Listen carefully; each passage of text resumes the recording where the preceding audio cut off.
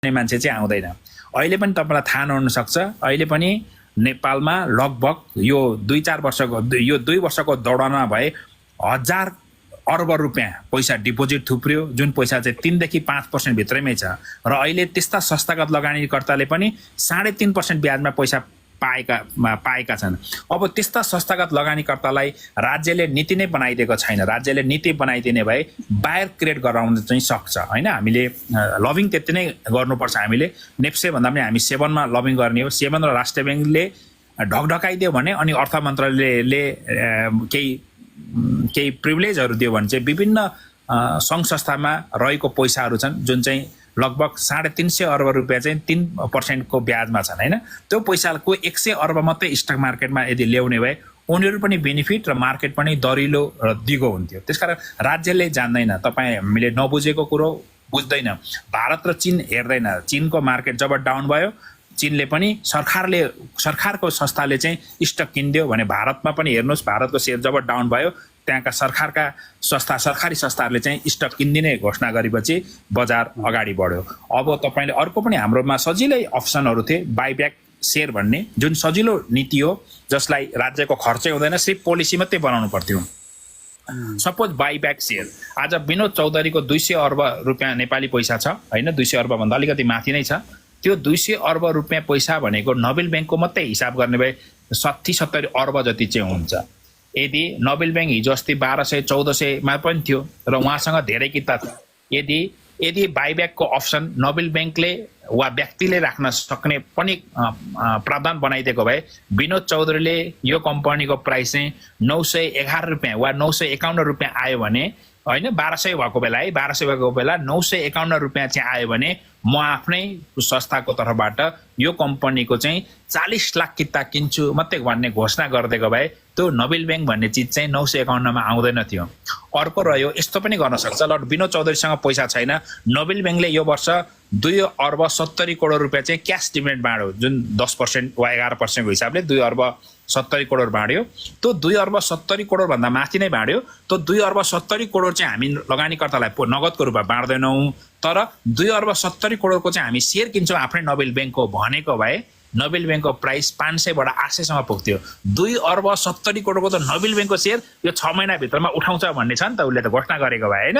यी कुराहरू चाहिँ छन्। त्यसकारण नीतिहरू हाम्रा सही छैनन्। त्यो नीतिले बजारलाई बाहिरलाई बोलाउने हो, बाहिर क्रिएट गरेर आउने बजारको बाहिरहरू बजारमा बाहिरलाई चाहिँ डोमिनेट गरेर आउने बाहिरहरू चाहिँ भाग्ने हुन्। र कयौं मान्छेहरूले हाम्रो बजार किन 60 को दशकमा परिपक्व हुन सकेन, किन 60 का दशकमा मानिसहरू हराए बजारमा, र 65 को दशकमा किन 10-15 हजार मात्रै स्टक मार्केटमा रहे। हामी 10-15 हजार भित्रमा पर्ने मान्छे हो नि त हैन। अझै 7,000 मात्रै पर्यो, पछि 5,000 मात्रै भयौँ हामी मान्छे। किन 5,000 भयौँ? अरू मान्छे कहाँ गए, कहाँ पलायन भयो भन्दा लगानीकर्तालाई डोमिनेट गर्ने नीति आयो। नीतिको कारण सबै मान्छेहरू चाहिँ बाहिर भए। जब लगानीकर्तालाई इजी बनाउने नीति आयो, अनलाइन आयो, जहाँ लाइन लागेर भर्नु नपर्ने अनलाइनको सिस्टम आयो, अनलाइन टिएमएस आयो, अनलाइनबाटै कनेक्ट आइपिएसहरू आए हैन, अनलाइनबाटै ब्रोकर एकाउन्टहरू खोल्ने सुविधा भयो, र त्यो सँगसँगै कोभिड पनि भयो हैन। अनलाइनको सुविधा आएको बेला मान्छेहरूको जन बढ्दै गयो, बाहिरहरू बढ्दै गए, बजार हैन डिमान्ड क्रिएट गर्दै गयो, बजार अगाडि बढ्यो। र कोभिडले सबै घरमा बसेको बेला स्टकहरू चाहिँ बढ्यो। एउटा चाहिँ अचम्मको कुरा यो छ, तपाईले हामीले बुझ्नुपर्छ। कोरोना जस्तो जहाँ मान्छे मार्ने कम्पनी नचल्ने, कम्पनी चाहिँ सट्टा लाएर बस्नुपर्ने, भट्टा बस्नुपर्ने कम्पनी चाहिँ, अनि त्यस्तो बेला चाहिँ स्टक बढ्ने। अहिले चाहिँ हाम्रो अर्थतन्त्र बिग्रेर अँध्यारो औँसीको रात पार गरेर हामी झिसमिस उज्यालोमा आएका छौँ। अब झिसमिस उज्यालोमा आएको बेला चाहिँ बजार घट्छ भन्न कसैले भन्न सक्छ त? भन्छ त? त्यो भन्नु हुँदैन पनि हैन। त्यसकारण त्यो 2010 मा 2260 मा हामीले त्यो चान्स सकिएको छ। औँसी हामी कटाइसकेर आएका छौँ। हामी 18 औँसीको रात कटाएर आएका छौँ। हामी अब पूर्णिमाको जुन हेर्ने हो, पूर्णिमाको जुनमा हामी छैनौँ। हामी झलमल उज्यालोमा आइसकेका छैनौँ। हामी भर्खर झिसमिस मात्रै उज्यालोमा भएका छौँ। पूर्णिमाको जुनहरू चाहिँ बजारले देखाउँछ नि, हेर्नुहोस् हैन, बजारले देखाउँछ। अब यो बजारमा एउटा दुईटा हामीले बोलेका नीति जहाँ राज्यको खर्च कम हुने, राजस्व बढ्ने हैन। तथापि नेपालका अरबपतिहरूसँग नलेज त रहेछ, तर उहाँहरू पनि हामी नै धनी बन्नुपर्छ भन्ने सोच भएको मान्छे, र यो बजारमा चाहिँ विदेशी लगानीकर्तालाई छिराइहाल्नु हुँदैन भन्ने सोच राखेका मानिसहरू पनि त्यति नै रहेछन् जुन नेपालका अरबपति छन्, जसले बजारलाई म चलाउँछु भनेर अनसिन रूपमा चाहिँ उहाँहरू बस्नुहुन्छ। उहाँहरूका मान्छे नै सरकारमा हुन्छन् वा सरकारका मान्छेलाई उहाँहरूले अन्डर टेबल गर्न सक्नुहुन्छ हैन। त उहाँहरूले मोटिभेट कहिले गर्नुहुन्न सरकारलाई हैन। सरकारमा बस्ने मान्छेलाई बुझाउनु पर्छ नि त, यसले यो बेनिफिट दिन्छ, यसले यो बेनिफिट दिन्छ, सर्वसाधारण मानिसको हित हुन्छ र समग्र राष्ट्रको हित हुन सक्ने स्टक मार्केटलाई बनाउन चाहिँ सकिन्थ्यो। जहाँ तपाईहरु हामी जोडेर आउनु भएको छ, लाखौं मान्छे बजारमा आउनु भएको छ, त्यसको लागि तपाईहरु त सबै धन्यको पात्र हो। तपाईहरु आउनु भएको छ र आउनु भएको तपाईहरुले यदि पैसा स्टक मार्केटमा कमाउन सक्नु भएन भने चाहिँ बजार यो भन्दा दुर्दशा चाहिँ कहिले हुँदैन। जुन बजारमा लाखौं मान्छे अर्थात अहिले हामी 25 लाख भन्दा बढी मान्छेको टीएमएस चलाउँछौँ, हामी 66 लाख भन्दा बढीको हामी चाहिँ डिम्याट होल्डर छौँ। हामी लगभग 46 लाख मान्छे मेरो सेयर युजर छन्। 46 लाख युजरहरू भएका व्यक्तित्वहरू जसले स्टकलाई किन्छन्, बेच्छन्, जे गर्छन्, यदि उनीहरूले केही न केही मुनाफा लिएनन् भने यो बजारबाट छोड्न सक्छन्, पलायन हुन सक्छन् हैन। त्यतिका मध्येका 90% मान्छेले चाहिँ यो पैसा यो स्टक मार्केटबाट कमाउनु पर्छ। मार्केटले कमाउनलाई पहिला कम्पनीले कमाएको चाहिँ सबैभन्दा राम्रो। हामी त मूल्य हेर्ने बानी भएको हुनाले प्राइस चाहिँ कसले पुर्याइरहेको छ त्यहाँ भनेर चाहिँ हामी याद चाहिँ गर्दैनौँ। कसै न कसैले प्ले गरेर त्यस्ता कम्पनीलाई माथि पुर्याएको हुनसक्छ, त्यो फरक पार्ट हुन्। तथापि कम्पनी नै समग्र रूपमा चाहिँ फन्डामेन्टली साउन्ड भयो, रिटर्न दिन सक्ने रिटर्न बेसको कम्पनीहरू भयो भने चाहिँ सबैजना विन विन हुन्छौँ हैन। सबैजना विन विन हुन्छौँ र यदि कम्पनी होल्ड जसले गर्न सक्छ, होल्ड गर्न मान्छेले पनि रिटर्न पायो भने चाहिँ बेनिफिट हुन्छ। हेर्नु साथीहरू, अब तपाईँहरूलाई त्यो थाहा नहुनसक्छ, त्यसकारण तपाईँले स्टक मार्केटमा मूल्य मात्रै होइन त्यसको भेल्यु पनि हेर्नुपर्छ। कहिलेकाहीँ यस्ता मूल्यहरू जीवनमा नआउन पनि सक्छन्। हामीले कयौँ कम्पनीका प्राइस हामीले देखेका छौँ, त्यस्तो प्राइस हामीले ती कम्पनीलाई फेरि पनि देख्न सकेनौँ हैन। कयौँ कम्पनी बजारबाट आउट हुन सक्छन्, कयौँ कम्पनी बजारबाट फेज आउट हुन सक्छन्। मैले आउटको ठाउँमा फेज आउट भन्नुपर्छ हैन। बिजनेस सेचुरेसन हुनसक्छ।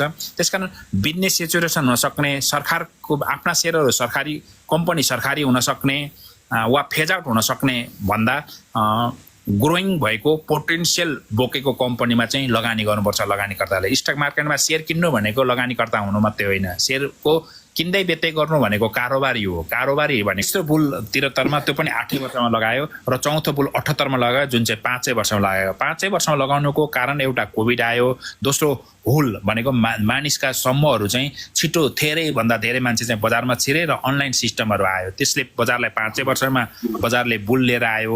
अबको बुल पनि 78 बाट 5 हुँदा 83 मा चाहिँ ल्याइसक्छ, ठुलो बुल ल्याउँछ भन्ने मेरो अनुमान हो। कहिलेकाहीँ एक्सटेन्ड पनि हुनसक्छ, पोलिसीको कारणले, नीतिको कारणले, 84 को महत्त्वको कारणले हामीले त्यहाँबाट पनि बजार कहाँ जान्छ भन्ने दिशा हामीले अहिले नै बोल्न सक्दैनौँ। हामीले 1822 मा बोल्न सक्यौँ, यहाँ आउँछ 3200 ब्रेक गर्न सक्दैन भनेर लास्ट इयरै बोलेको, त्यो 2584 वरिपरिबाट यहाँ हेर्छ भनेर अहिले चाहिँ हामी भन्न सक्छौँ कि हामीले चाँडै 3200 तोडेर जान सक्छ।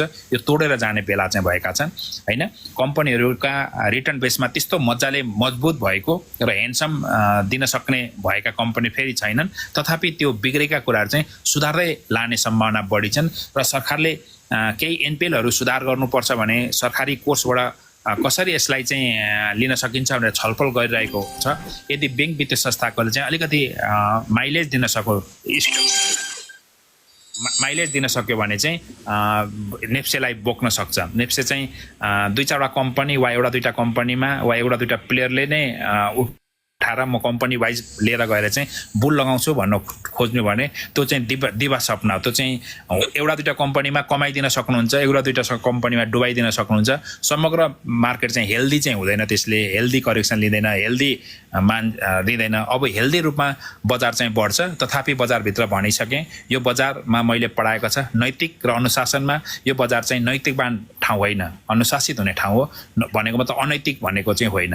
र होटेलको खाना चाहिँ शुद्ध हुन्छ र मन्दिरको प्रसाद चाहिँ पवित्र हुन्छ। स्टक मार्केट चाहिँ शुद्ध र पवित्र ठाउँ पनि होइन, यहाँ शुद्धै शुद्ध काम हुने र पवित्रै पवित्र हुने होइनन्। यसका केही छिद्रहरू छन्, लुपोलहरू छन्, लुपोलमा प्ले भइरहन्छ। यति कुरा राखेँ र तपाईँको केही प्रश्नहरू छन् भने अनि फेरि गफ गरौँला।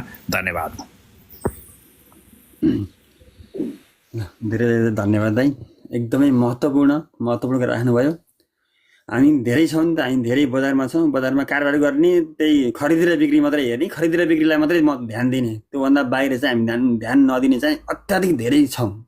हजुर यहाँ बोलिरहँदा तल कमेन्ट पनि कुदिरहेको थियो, कमेन्टमा कतिले लेख्नु पनि भएको थियो, कतिले धेरैले प्रश्न पनि सोध्नु भएको छ। तथापि मैले पनि भन्ने गर्छु, सेयर बजारमा लागिसकेपछि, सेयर बजारमा कारोबारी भइसकेपछि, लगानीकर्ता भइसकेपछि चाहिँ यी सबै कुराहरू जान्न सिक्न पर्छ नै। त्यो चाहे त्यो राजनीतिको बारेमा होस्, त्यो अर्थतन्त्रको बारेमा होस्, त्यो समाजको बारेमा होस्, त्यो बाह्य अर्थतन्त्रको बारेमा होस्, सबै कुरा चाहिँ सेयर बजारमा लागेका मान्छेले जान्नुपर्छ। जस्तो आज कारबार भयो, हामी यतिखेर अहिले बोलिरहेका छौँ, अहिले उच्च स्तरीय समितिको बैठक बसिरहेको छ, त्यहाँ के हुन्छ भनेर हामी चासो राख्न अत्यन्तै आवश्यक छ। फेरि मन्त्री परिषदको बैठक बस्यो, त्यहाँ के हुन्छ भनेर जानकारी राख्न पनि आवश्यक छ, बाहिर के हुँदैछ भनेर पनि जानकारी राख्न त आवश्यक छ। सेयर बजारमा लागिसकेपछि त्यो ट्रेडर होस् अथवा लगानीकर्ता होस्, त्यसले यी सबै कुरा यावत कुरा चाहिँ जान्न सिक्न अध्ययन गर्न अत्यन्तै महत्त्वपूर्ण कुरा छ। हिजै एउटा हाइड्रो पावरको मैले रिपोर्ट बनाएर हाल्दा तल विभिन्न मान्छेले कमेन्ट गरिरहनु भएको थियो, उहाँले त रिपोर्ट हेर्नु भएको थिएन, उहाँले त्यो हेर्नु भएको थिएन, त्यति पनि नहेरी पनि हामी ठुला लगानीकर्ता भनिने मान्छेहरू पनि यो बजारमा छ। त्यही भएर अध्ययन चाहिँ बहुत जरुरी छ। दाइको कुरा एकदमै महत्त्वपूर्ण कुरा हो। कतिलाई प्रश्नहरू सोध्नु, तल प्रश्नहरू कुदि पनि रहेको छ, प्रश्नहरू कमेन्ट गर्नु होला, म पढेर वाचन पनि गर्छु। यहाँ माथि साथीहरू पनि हुनुहुन्छ, कोही आउन चाहनुहुन्छ भने माथि गेस्टमा रिक्वेस्ट पनि पठाउनु होला, धेरैले पठाउनु पनि भएको छ। पहिला माथिबाट सुरु गरौँ। सृजन भाइ के छ सर? हजुरको कुरा राख्नुहोस्, बोल्नुहोस्, दाइसँग परिचय पनि गर्नुहोस्। यस्तो अवसर, यो आजको अवसर पनि हो। अनुभवले खारिरहेको मान्छे हुन्छ, एकदमै अनुभव, यति ज्ञानको भकारी हो, अथाह भकारी हो कि सेयर बजारको विश्वविद्यालय भन्न रुचाउँछु म चाहिँ। जसमा अरूले केही मान्छे सीमित दाइले भन्नुभयो नि, यो बजारमा लागिसकेपछि लेख्ने बोल्ने मान्छेलाई 5-10% गाली गर्ने यताउति गर्ने गर्छन्, उनीहरूको छुट्टै एउटा फन्डा हुन्छ। तथापि सुभाष चन्द्र भट्टराई भन्ने मान्छे सेयर बजारको मान्छे चाहिँ सेयर बजारको चाहिँ अथाह विश्वविद्यालय भन्दा